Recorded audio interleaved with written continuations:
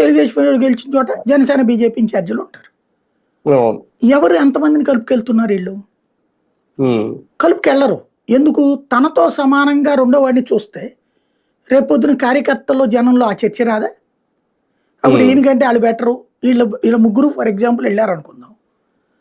ప్రవర్తనలో ఒకళ్ళది ఒక్కొక్క రకంగా ఉంటుంది. ఒకళ్ళు జాగ్రత్తగా ఆ పరిస్థితిని క్యాచ్ చేసుకుంటే రేపొద్దున ఈయన పక్కన పెట్టి వాళ్ళకి ఇవ్వాల్సి వస్తుంది. రెండోది అధికార యంత్రాంగాలు ఎవరు మాట వింటారు? ఇప్పుడు ఎవరైతే ఎమ్మెల్యే వాళ్ళ మాట వింటున్నారు, అలా కాకుండా రెండో వాళ్ళ మాట వింటే బిగిన్ అవుతుందిగా. అవును. అలా జరిగితే వీళ్ళ గ్రిప్ పోతుందిగా. ఈ రాజకీయాల్లో ఎట్టుంటుందంటే గ్రిప్ మీదనే డిపెండ్ అయి ఉంటుంది. ఎమ్మెల్యే చెప్పినా ఇన్ఛార్జ్ చెప్పినా ఫోన్ కొట్టాడంటే పని అయిపోవాలా. మావాడు వస్తున్నాడు సర్టిఫికెట్, మావాడు వస్తున్నాడు పట్టా సంగతి ఏందో తేల్చు, మావాడు వస్తున్నాడు కేసు బెయిల్ ఇచ్చేసి, ఇట్లా చెప్పగానే పని జరిగిందంటే ఈ నాయకుడికి వాల్యూ ఉంటుంది. ఇది ఎక్కడ జరుగుతున్నదంటే మీకు గోదావరి జిల్లాలో జనసేన ఇన్ఛార్జీలే, జనసేన ఎమ్మెల్యేలు ఎక్కడైతే ఉంటారో అక్కడ తెలుగుదేశం వాళ్ళకి వాల్యూ ఉండట్లా. ఎందుకని?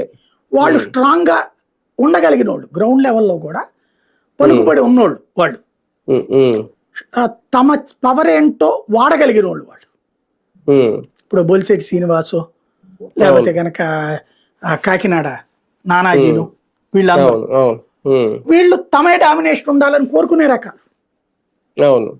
అదే కొన్ని ఏరియాల్లో అట్ట అవ్వట్లేదే, కొన్ని చోట్ల అవ్వట్లా. ఇక్కడ ఈ గొడవ జనసేన తెలుగుదేశం మధ్యన వస్తుంది, బీజేపీతో రావట్లా. బీజేపీ ఎమ్మెల్యేలు ఉన్న చోట తెలుగుదేశం వాళ్ళే డామినేట్ చేస్తున్నారు. జనసేన ఎమ్మెల్యేలు ఉన్న చోట్ల తెలుగుదేశం డామినేషన్ నడుస్తుంది, మిగతా చోట్లంతా కూడా జనసేన ఎమ్మెల్యే కంటే కూడా వీళ్ళ ఇన్ఛార్జిగా నడుస్తుంది. అయితే జనసేన ఎమ్మెల్యేలు గట్టిగా దబాయించి పని చేపిస్తున్న వాళ్ళు కొంతమంది ఉంటున్నారు. లైక్ సుందరపు విజయ్ కుమార్ లాంటి వాళ్ళు, ఈ పంతం నానాజీ లాంటి వాళ్ళు, ఇట్లాంటి వాళ్ళు. ఆ మిగతా చోట్ల ఎక్కడైతే కాస్త సాఫ్ట్ ఉంటారు చూడండి ఎమ్మెల్యేలు జనసేన వాళ్ళు, అక్కడ టీడీపీ వాళ్ళ హవానే నడుస్తుంది. టీడీపీ ఎమ్మెల్యేలు ఉన్న చోట ఇంకొకళ్ళ హవా ఇంపాసిబుల్, అసాధ్యం, జరగదు కూడా, జరగదు కూడా.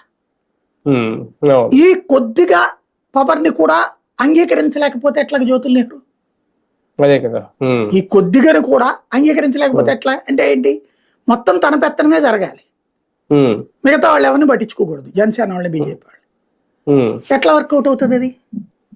అది కదా సమస్య ఇక్కడ. అంటే ఆయన సీనియర్ కాబట్టి ఆయన చెప్పిన లాజిక్ ని ఎంతవరకు మనం పరిగణలో తీసుకోకూడదని. ఎందుకంటే అప్పట్లో కూడా ఎన్టీఆర్ గారు ఉన్నప్పుడు కూడా అప్పుడు కమ్యూనిస్ట్ పార్టీలతో పొత్తు పెట్టుకున్నాం, తర్వాత ఏమైంది, ఆ పార్టీలే మొత్తం ఏపీలో మొత్తం జీరో అయిపోయిన పరిస్థితి వచ్చింది, రేపొద్దున మనకు ఆ సిచ్యువేషన్ రాకూడదు అని మాట్లాడడం అంటే ఏంటి? ఆయన భవిష్యత్తు చెప్తున్నారా, లేదంటే ఎక్కువ ఇష్టపడట్లేదా? డ్రామటైజ్ చేస్తున్నారు. ఎస్ కరెక్టే, తెలుగుదేశం మిగతా వాళ్ళని తొక్కేసింది, ఇప్పుడు మిగతా వాళ్ళు తెలుగుదేశాన్ని తొక్కేస్తున్నారని ఒక అబద్ధాన్ని చెప్తున్నారు ఆయన.